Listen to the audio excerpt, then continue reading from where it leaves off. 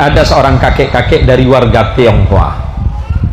Sini nggak ada sekali orang Tionghoa sekitar sini. Ada ya? Ya. Nah, orang Tionghoa ini sudah sepuh. Mau ke terminal. Sesampai di terminal ternyata orang tua ini lupa membawa dompet. Lupa bawa dompet. Di antara penumpang itu nggak ada satupun yang peduli. Abang saya datang. Sudah kok, saya yang bayar. Saya yang bayar. Masa itu cuma ongkos 1.500 Kiai. Saya masih ingat persis. Si kakek yang berumur kurang lebih 70 tahun ke atas itu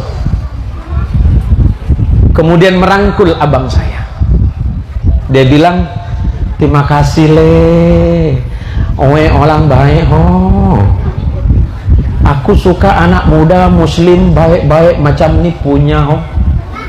Dia tengok orang tua macam saya tak punya uang langsung kasih ongkos dia punya. Abang saya bilang, Kong, nggak usah ngomong gitu. Rezekimu itu ada, hanya mungkin hari ini melalui saya. Si kakek itu kemudian peluk abang saya dan kemudian berkata seperti ini, nanti kamu jadi orang hebat oh. Kamu nanti jadi orang hebat oh. 3 kali itu saya nyeletuk sama dia. Ngomong apa barusan bang? Dia bilang abang mau jadi orang hebat. Bukan orang pintar kan? Enggak, orang hebat. Abang percaya enggak? Ya percaya lah.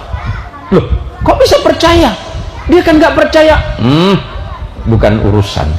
Karena ketika engkau berbuat baik, orang tidak bertanya apa agamamu. Ketika engkau beramal salih, jangan melihat kepada siapapun engkau melakukan kesolihan itu. Ketika engkau berbuat kebaikan, karena Allah yang memerintahkan, bukan karena engkau pengen dilihat orang baik.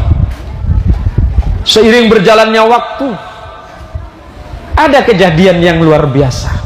1 minggu setelah itu, abang saya naik oplet lagi. Ada bapak-bapak yang naik oplet yang sama.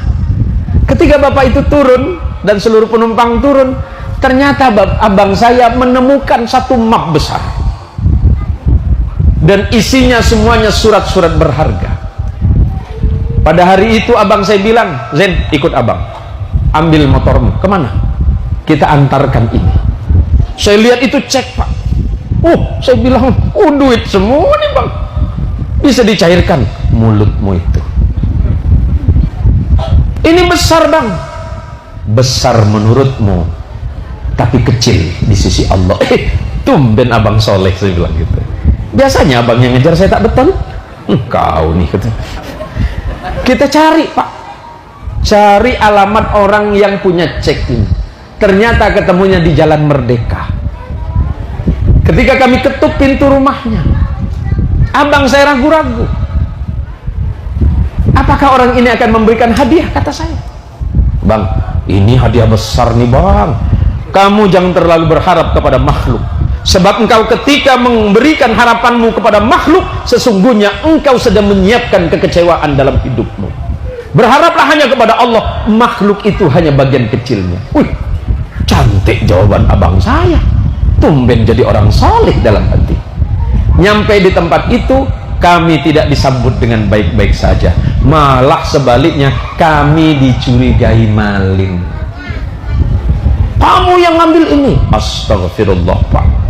Ingat-ingat pak, tadi bapak naik apa? Saya naik oplet dari ini. Iya. Bapak turun di mana? Bapak tadi lupa, saya turun yang terakhir. Saya temukan ini. Saya masih punya niat baik kepada bapak, tapi seandainya bapak menganggap itu bukan kebaikan, saya serahkan kepada Allah. Indah bahasa abang saya. Pulang abang saya itu istighfar terus. Astagfirullahaladzim, astagfirullah. Saya tanya, kenapa istighfar bang? Apa karena orang tadi nggak ngasih hadiah uang yang banyak? Bukan. Kalau sampai abangmu ini tidak beristighfar, mungkin tadi terjadi keributan. Sudahlah, saya berbuat baik malah tidak dianggap. Tapi tidak apa-apa, toh Allah yang menilainya semata, bukan manusia. Apa yang kelihatannya baik bagi sisi manusia belum tentu itu baik di hadapan Allah. Seperti itu. Seminggu kemudian Allah membalas dengan kebaikan yang sempurna. Tiba-tiba orang pertama yang naik oplet yang saya ceritakan pertama tadi mencari alamat kami. Mencari alamat kami. Kami bingung tahu dari mana orang tua ini kami tinggal. Si Cina Tianghua yang sudah sepuh ini mencari kami. Apa yang dia katakan? Anak muda, kamu kemarin yang nolong saya waktu di oplet. Saya datang kemari bukan menawarkan apapun, tapi kalau memang engkau maukah engkau bekerja untuk saya? Bingung kami. Bekerja apa, Pak? Pekerjaannya ringan dan mudah-mudahan cocok untuk kalian. Saya tidak siap bekerja waktu itu karena saya masih di pendidikan, dan barokah kejujuran walaupun itu sederhana. Abang saya diangkat sebagai pengawal pribadinya bertahun-tahun. Kenapa? Karena barokah ajaran dari guru kami waktu kami ngaji di madrasah, waktu kami ngajar di TPQ, yang selalu mengajarkan, nak, jangan ambil hak orang lain sekecil apapun. Kalau itu memang bukan hakmu, kembalikan kepada orang lain. Itulah barokah sebagaimana yang disampaikan oleh beliau tadi, Pak. Kami tidak menyangka dan tidak mengira ternyata barokah itu bisa datang dari hal yang sangat kecil dan sangat sederhana.